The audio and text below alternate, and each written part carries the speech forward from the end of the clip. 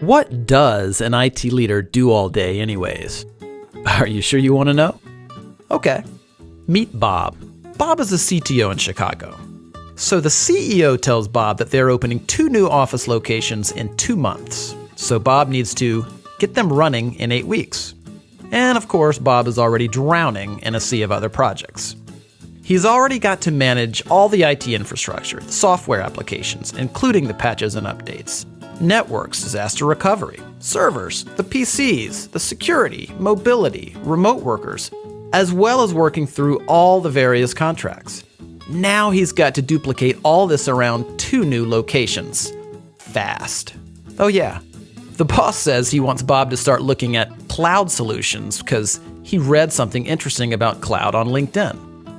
Bob finds out his current vendor doesn't provide service in one of the new locations. He doesn't know who operates in Dallas, so Bob researches it for 2 weeks and finds 7 potential vendors. 7 potential vendors. And time is running out.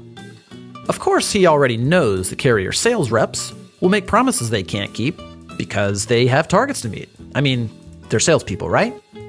One sales rep tells Bob that his company can have them up and running in a week if he signs the contract that day.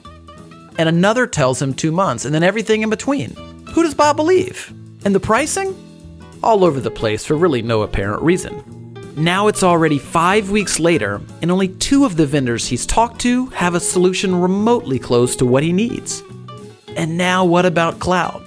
The process starts all over again. And Bob is no cloud expert, so he's flying completely blind here. Who should he believe?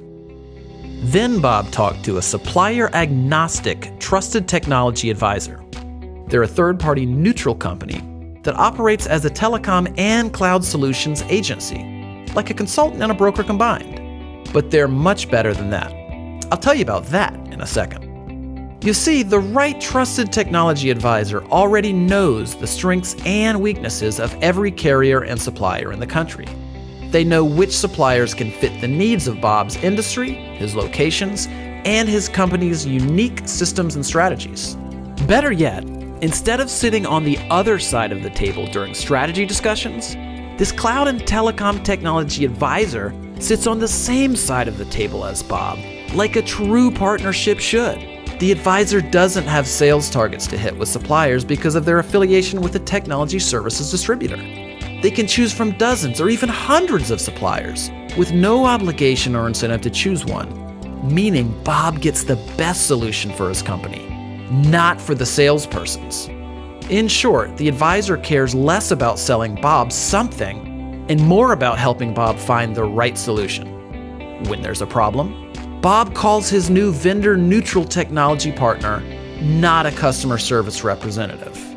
Escalations get prioritized for Bob. Since the technology advisor is a business, not a job-hopping sales rep, they're investing in Bob and his company for decades. And Bob literally has one phone to call when problems arise. That's total accountability before, during, and after the implementation. But that's not even the best part. You see, whatever supplier and solution that Bob and his technology advisor decide on, his advisor will negotiate rates with the supplier that are the same or better than Bob would get by going direct. And get this, Bob doesn't have to pay the advisor anything for doing all of this work. 0. The advisor partner gets paid by the supplier as if they would pay one of their own sales reps. Well, better actually. So Bob gets all of the service, strategy, accountability, trust, and optimal solutions at 0 cost. And because the advisor is invested in a long-term relationship with Bob, something that their own business success depends on, this means they're more accountable to Bob. So everybody wins, including the supplier who gets more business without having to manage salespeople. It's how business is evolving in IT and telecom. So do you want to get all of these benefits of working with a no-cost cloud and telecom technology advisor? Call us today and let's get started.